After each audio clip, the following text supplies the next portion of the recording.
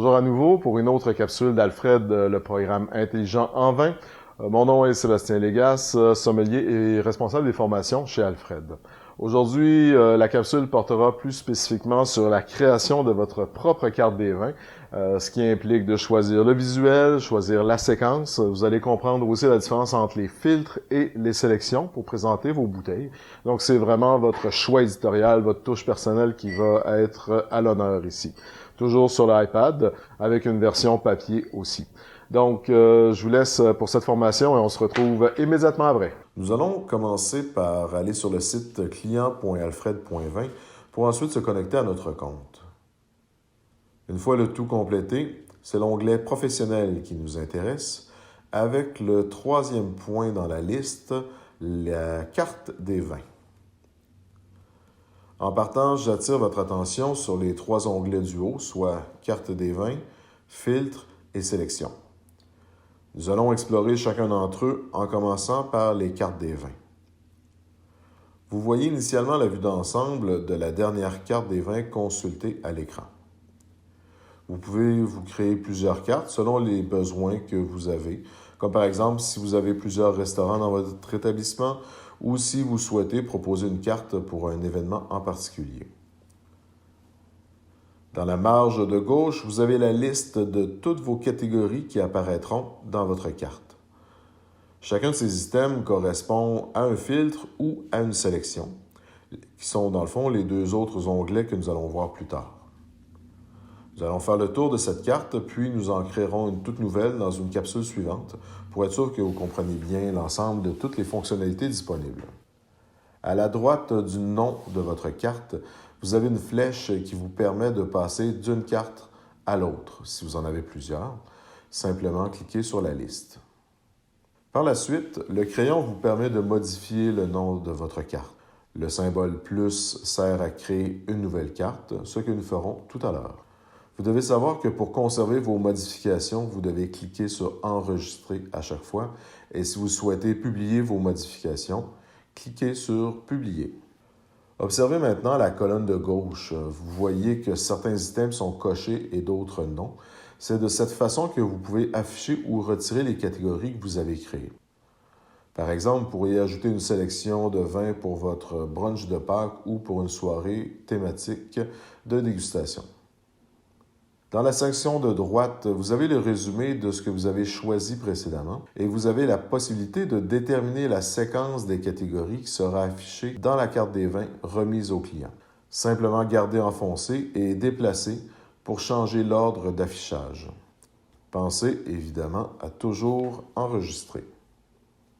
La section de gauche, comme je vous disais, est une liste de filtres et de sélections. Nous allons maintenant voir comment les construire. Commençons par l'onglet « Filtre » qui est juste à droite de celui de la carte des vins.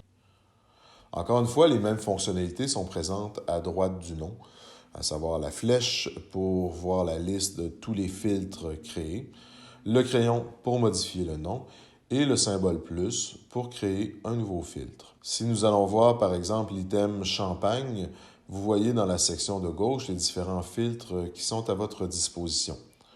Vous pourriez choisir des bouteilles venant d'un emplacement en particulier, choisir parmi les millésimes, les pays, etc. Dans ce cas-ci, pour le champagne, je vais aller voir dans les pays pour choisir la France, puis dans le type de vin pour que ce soit un vin mousseux qui soit sélectionné. En fonction de vos choix à gauche, vous voyez les produits concernés s'afficher à droite. Vous comprendrez que ce ne sont des produits seulement qui sont disponibles dans votre cave à vin qui s'affichent. C'est un des facteurs clés de la carte des vins d'Alfred Pro, le fait que vous ne proposiez à vos clients que des produits qui sont disponibles. Dans la partie supérieure de la section droite, vous avez la possibilité de grouper et de trier vos bouteilles dans votre carte des vins. Le regroupement vous permet d'avoir des raccourcis en dessous des bouteilles pour accélérer vos recherches. Nous verrons le tout dans une prochaine capsule qui portera sur la navigation dans la carte des vins sur la tablette. Vous avez aussi la possibilité d'ajouter une image qui identifiera, en plus du nom, la tuile qui sera affichée dans votre carte des vins. En cliquant dessus, vous avez accès à une banque d'images. Vous en choisissez une et vous continuez. Vous pouvez aussi ajouter une description dans le rectangle qui est situé à droite de l'image. Avant de quitter, toujours pensez à enregistrer vos modifications. Vous constatez qu'il y a pas mal d'infos dans cette capsule, mais rassurez-vous, nous allons faire un exemple d'une création de carte par la suite et vous allez bien comprendre l'ensemble. Soyez assurés aussi que nous restons à votre disposition si vous avez des questions. Nous allons maintenant voir comment ajouter une sélection à notre carte des vins. Une sélection, c'est comme dans le fond une liste de lecture, comme en musique. Donc, il s'agit de créer, selon vos propres critères, une liste de vins, une liste de bouteilles qui peut être soit thématique ou des choix de bouteilles spécifiques. La section de gauche vous permet de restreindre vos résultats de recherche et ces résultats-là apparaissent dans la colonne du milieu. Pour vous faire un exemple, j'ai déjà créé une liste. Disons que je souhaite ajouter un vin d'un producteur en particulier. Je vais dans Producteur, puis je choisis celui qui m'intéresse, comme par exemple ici, je vais choisir le domaine Case.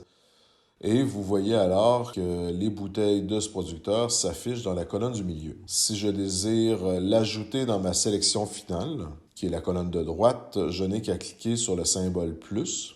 Il apparaît alors un peu plus bas dans ma section de droite, dans ma liste qui s'appelle sélection finale.